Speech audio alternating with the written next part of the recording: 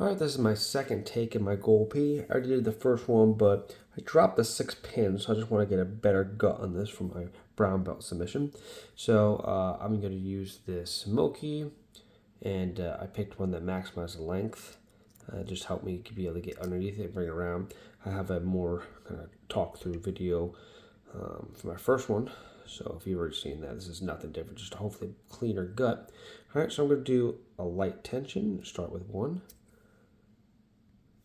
Focus there, start on 1, nothing on 1, 2, a little bit of counter rotation, 3, kind of flagged underneath it, a little counter rotation, go to 4, working horizontally underneath it, I'm underneath it, and I'm going to apply pressure, nothing on 4, a little counter rotation though.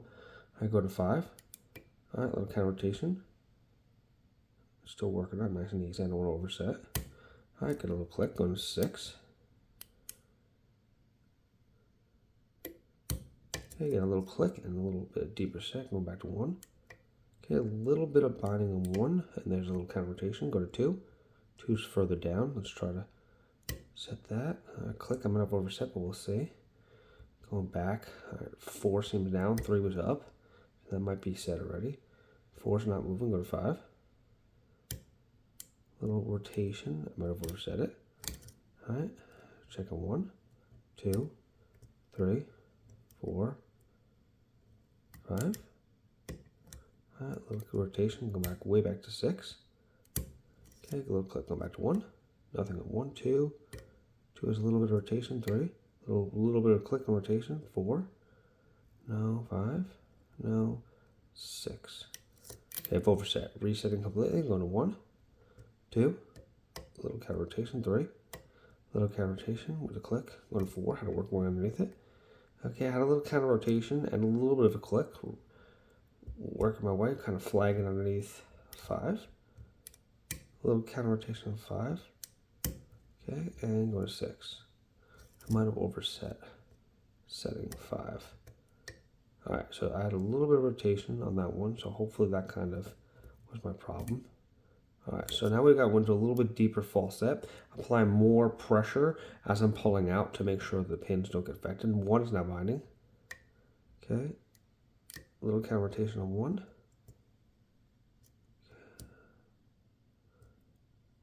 I might have overset 1. Just working through all of them, see if anything causes any counter rotation. Okay, 6 just kind of went back in. I think overset. There was 3. Here's 4. Nothing on 4, 5. And we're open. So I thought I overset. Again, very easy to do. I almost locked to overset it, so luckily enough I didn't. And then when I did overset it, it happens, and I just reset the lock and work from there. All right, so now let's get a clean gut on this. All right, so clearly it is in the open position. So let's take this out and keep it in frame. So I'm going to zoom out a little bit to make sure I keep everything in frame. Take this out. Frame. There we go. Let's mess with my camera angle a little. Good. We'll have this zoomed in just a little bit. All right, now bring my stand in. All right, good. Let's pop this out. Popped out. We'll put this off to the side.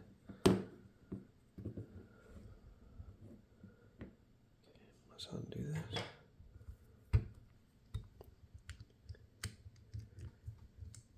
Again, if you're watching this again, I feel like I had a cleaner pick on the first one I did. But again, I dropped like an idiot. I dropped the 6 pin, which again, you can't guarantee the orientation.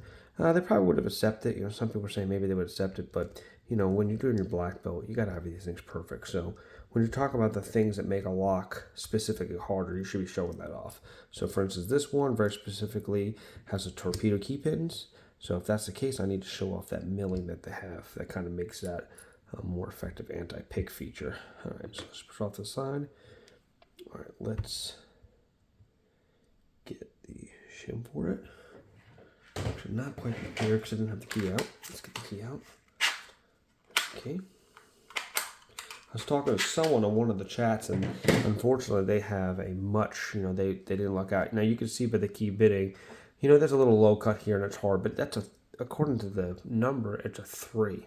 And I think the person said they had a 1 or a 0. Good and gracious. So that must have really stunk. So they wouldn't have been able to do what I did and go horizontal and kind of flag underneath it. They would actually have to have a thinner pick because they got to be well below the warning.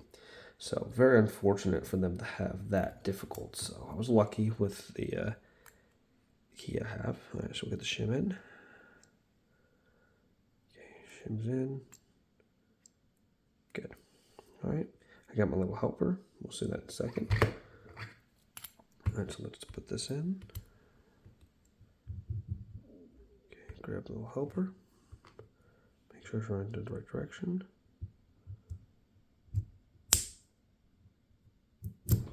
Okay, that captures the ball bearings. Whoop, let's not let that fall out. There you can see all the pins. You see all the pins in there. All right, let's first put this aside. We'll put it up here.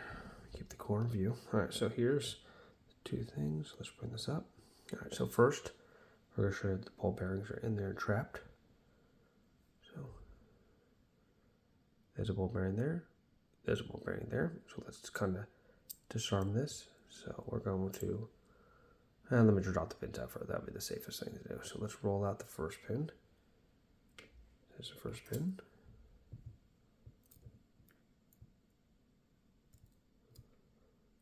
Okay, second pin. Third pin. Fourth pin. Fifth pin.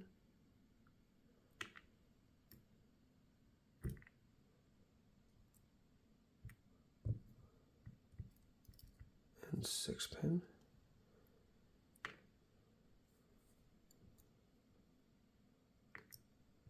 Okay, what I'll show you here, again, one of the features. You're going to see the milling right there? There's a milling. Here's an edge here. So that way when you accidentally push the key pins too high, they get caught in that, and then you really can't, you'll have to completely reset it, which is what I had to do.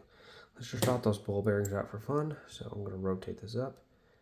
Stop the ball bearing from flying completely everywhere. There's a ball bearing and there's a spring. Then go to the other direction. And the ball bearing and the spring are going to drop out. And we'll just leave them there. Alright, so now let's get the rest of it out. So let's just take our time and make sure we get a good view on this.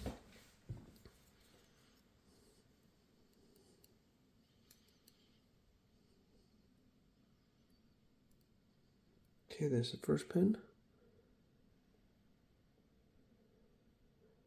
The shim is there, so let's push this shim back a little.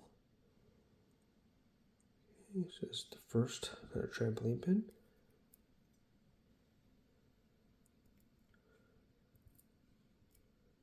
Okay, get this spring out.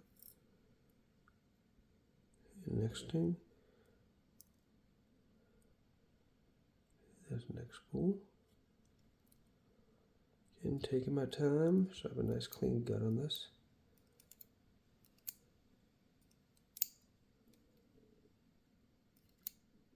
Okay, so what I'm going to do is I'm going to turn this over, drop that out.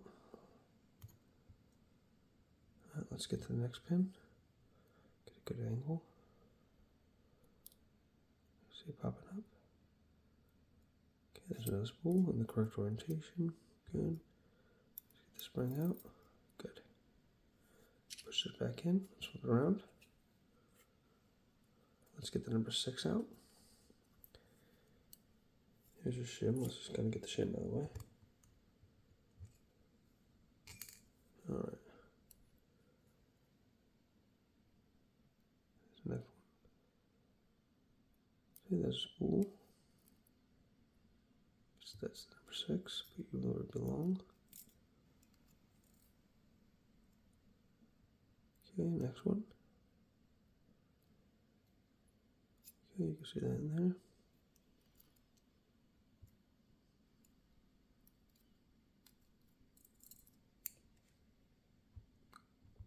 And find the last one. Let's get a good view of that.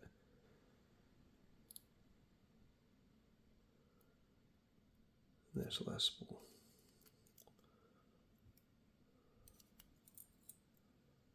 Very good. So now let's just get a close-up of that so you can see.